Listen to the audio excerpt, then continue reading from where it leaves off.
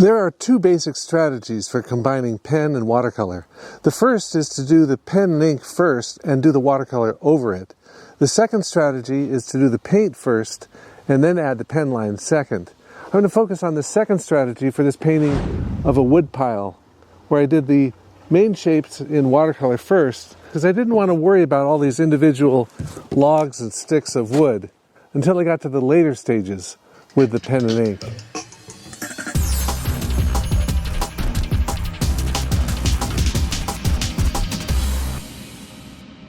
This technique works especially well for a subject with a lot of surface complexity, like these wood piles on the left and the woodshed on the right. I start with pencil, just to map out the basic shapes. A lot of artists of the past, like Thomas Gurney, a contemporary of Turner, would carefully do all the pen and ink work first and then do the watercolor. Same with John Sell Cotman.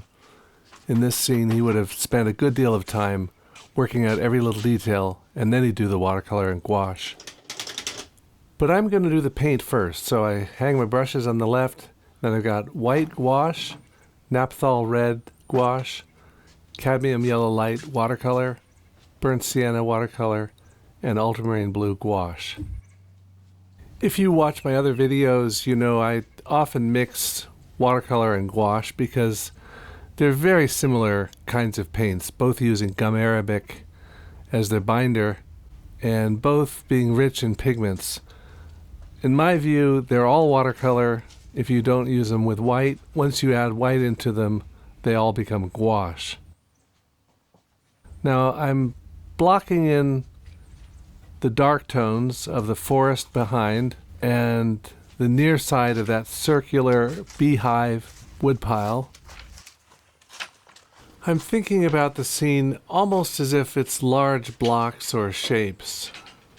And I'm using the large flat brush, a 3/4 inch flat, to work out the main planes of the scene in terms of their value, the lightness or darkness, and their color temperature, how blue or orange they are.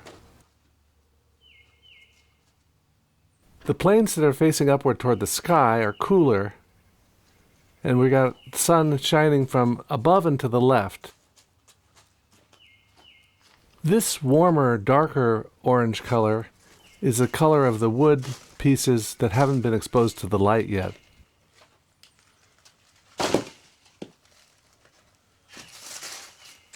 As wood is exposed to light and air and moisture, it turns from golden yellow colors to gray colors.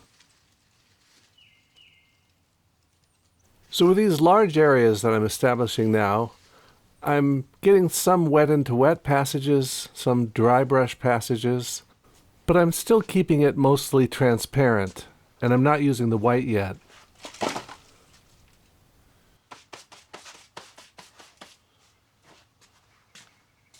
And I want to keep everything fairly light, not too dark, because I want to save the darkest accents for the pen line, which I'm holding back to do later. Also, using dry brush, the side of the brush like this, I can suggest a lot of textures that would be tedious to draw in a single line. But let's get out the pen now. This is a Waterman fountain pen. I have links in the description for various kinds of pens. But basically it's a dark brown ink, and I'm just trying to draw a few lines to see how it's going to look, to draw around all those ends of firewood logs. Still can come in with a brush to knock in big areas of tone. I probably won't need any pen line back in this area of the far forest. I'm just simplifying that area to a simple gray. And I may want to just suggest the far forest of trees with just a few strokes of paint rather than trying to draw each one of those trees in line. And here's where this technique of doing the line work second is a real advantage, because then you can really focus in only on the area you want to detail with the pen and let a lot of the rest go with the paint strokes. The bottom of this board is quite dark. I can also use a brush if I need a wider line. Now I want to have some acrylic white paint because I want to make some impasto areas that won't pick up if I go over them with any kind of pen or paint. So this white acrylic is for the edge lighting that's coming down and bouncing on the ground, lighter than that initial tone that I had put down. Now I can get down to this very finicky, almost insect-like level of detail. I think it's a good idea with any subject to decide which area interests you the most and which area you want to detail the most. Focus in on that and let the rest go. Because when you look at a scene, when you start sketching it, it looks overwhelming at first. Everything looks important, everything looks detailed. And you have to make some kind of decision about what you want to put your effort into. By doing the line work last, I can decide, well, I want to show all these logs piled up on top of each other, but I don't really want to paint the whole forest behind it. With any artistic process, whether it's drawing or painting or filmmaking, you got to think about setup and payoff. About half of the time you spend setting something up and the rest is payoff. And this stage is the payoff stage. And we'll bring this all together for the finish, not using a pen but using a brush. But first, let me take you to a word from our sponsor. Hey, did you know that for the price of one day of art school, you could purchase all of my tutorial downloads? I've got videos about painting portraits, flowers, dinosaurs, watercolor, gouache, casein, a lot of different topics that'll improve your game as a painter. In particular, you might enjoy this one on triads, how to paint with 3 colors. You can do all kinds of paintings with just 3 colors to start with. I've got studio exercises, demos in the field, and a little bit of theory. So check out my full-length tutorial videos available as DVDs or as downloads or streaming. Just check out the download links in the description below this YouTube video.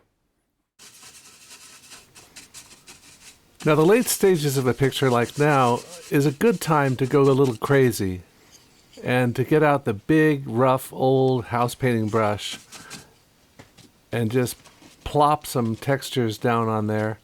This is to suggest the leaves that you see on the ground, the dried leaves from the fall. You can even splatter some of it down. You can use a toothbrush for splatter too. This just saves me a lot of work with the pen and ink.